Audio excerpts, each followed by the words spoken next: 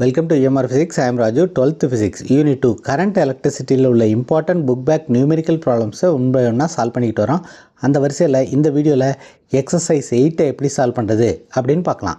This is a given problem. இந்த ப்ராப்ளத்தில் என்ன சொல்லியிருக்காங்க அப்படின்னா, ஒரு செல்லை 2 ohm ரெசிஸ்டரோட கனெக்ட் பண்ணும்போது 0.9 ஆம்பியர் கரண்ட்டை சப்ளை பண்ணுது. அதே செல்லை 7 ohm ரெசிஸ்டரோட கனெக்ட் பண்ணும்போது 0.3 ஆம்பியர் கரண்ட்டை சப்ளை பண்ணுது. இந்த டேட்டாவை கொடுத்துட்டு என்ன கேட்டிருக்காங்கன்னா, இந்த செல்லுடைய இன்டர்னல் ரெசிஸ்டன்ஸ் எவ்வளவு அப்படின்னு கால்குலேட் பண்ண சொல்லியிருக்காங்க. ஸோ இந்த ப்ராப்ளத்தை எப்படி சால்வ் பண்ணுறது அப்படின்னு இப்போ பார்க்கலாம். முதல்ல இந்த ப்ராப்ளத்தில் என்னென்ன நியூமெரிக்கல் டேட்டா கொடுத்துருக்காங்க அப்படிங்கிறத எடுத்து எழுதிக்கலாம். கிவன் ஃபஸ்ட் ரெசிஸ்டன்ஸ்னுடைய வேல்யூவை R1 அப்படின்னு எடுத்துக்கலாம். R1 is equal to 2 ohm.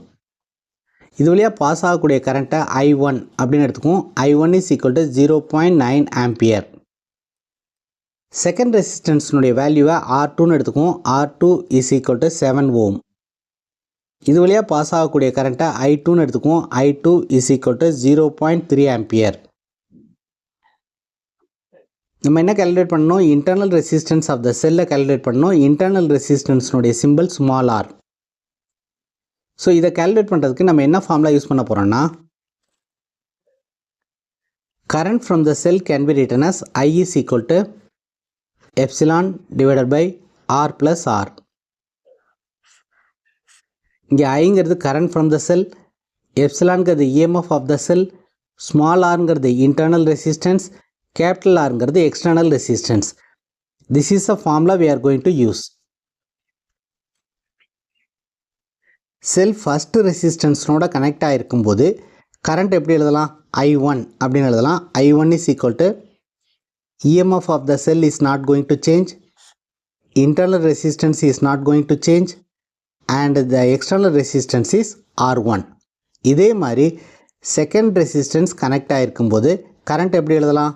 I2 is equal to epsilon divided by R plus R2. So இந்த ஈக்குவேஷன்லேருந்து நம்ம என்ன எழுதலாம்னா, இதை கிராஸ் மல்டிப்ளை பண்ண போகிறோம்.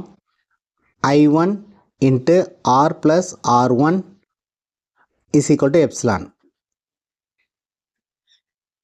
இந்த செகண்ட் டேர்மை I1ஆல் மல்டிப்ளை பண்ணோம்னா we will get I1 into R plus I1 into R1 is equal to epsilon.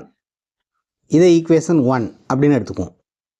இந்த ஈக்குவேஷன்லேருந்து நம்ம என்ன எழுதலாம்னா, இதை கிராஸ் மல்டிப்ளை பண்ண போகிறோம். I2 into R plus R2 is equal to epsilon. இங்கே செகண்ட் டேர்மை I2ஆல் மல்டிப்ளை பண்ணோம்னா we will get I2 into R plus I2 into R2 is equal to epsilon. இதை ஈக்குவேஷன் 2 அப்படின்னு எடுத்துக்குவோம். இந்த ரெண்டு ஈக்குவேஷன்ஸ்லேயும் ரைட் ஹேண்ட் சைட் சேம், அதனால் லெஃப்ட் ஹேண்ட் சைட்ஸை நம்ம ஈக்குவேட் பண்ணலாம். I1 into small r plus I1 into capital R1 is equal to I2 into small r plus I2 into R2. இந்த I2 into R left hand side கொண்டு வரோம். I1 into R minus I2 into R is equal to இந்த second டேர்மை right hand side கொண்டு வரோம். I2 into R2 இதை right hand side கொண்டு வரும்போது மைனஸ்னு ஆகும். I1 into R1. இதை ஏன் இப்படி கொண்டு வரோம்னா, R தான் நம்ம கண்டுபிடிக்கணும், அதனால் Rஐ ஒன் சைடு வச்சுக்கிறோம். இப்போ அந்த Rஐ நம்ம காமனாக வெளியில் எடுத்தோம்னா I1 மைனஸ் I2 அப்படின்னு வரும். This is equal to I2 into R2 minus I1 into R1. So Rஐ மட்டும் நம்ம லெஃப்ட் ஹேண்ட் சைடு வச்சுக்கிறோம். R is equal to இதை டினாமினேட் கொண்டு வரலாம். I2 R2 minus I1 R1 divided by I1 minus I2. So right hand சைடில் உள்ள எல்லா வேல்யூஸுமே நமக்கு தெரியும். வேல்யூஸ் எல்லாத்தையும் நம்ம சப்ஸ்டியூட் பண்ணுவோம். What is I2? I2 is 0.3 into what is R2? R2 is 7 minus I1 is 0.9, R1 is 2 ohm divided by what is I1? I1 is 0.9 minus what is I2? I2 is given as 0.3. இந்த values எல்லாமே ப்ராப்ளத்தில் கொடுத்துருக்காங்க. 0.3 7ஆல் multiply பண்ணோம்னா we will get 2.1 minus 0.9 2ஆல் multiply பண்ணோம்னா we will get 1.8 divided by 0.9 0.3ஆல் subtract பண்ணோம்னா we will get 0.6. So this is equal to 2.1ல இருந்து 1.8 சப்ட்ராக்ட் பண்ணோம்னா we will get 0.3 divided by 0.6.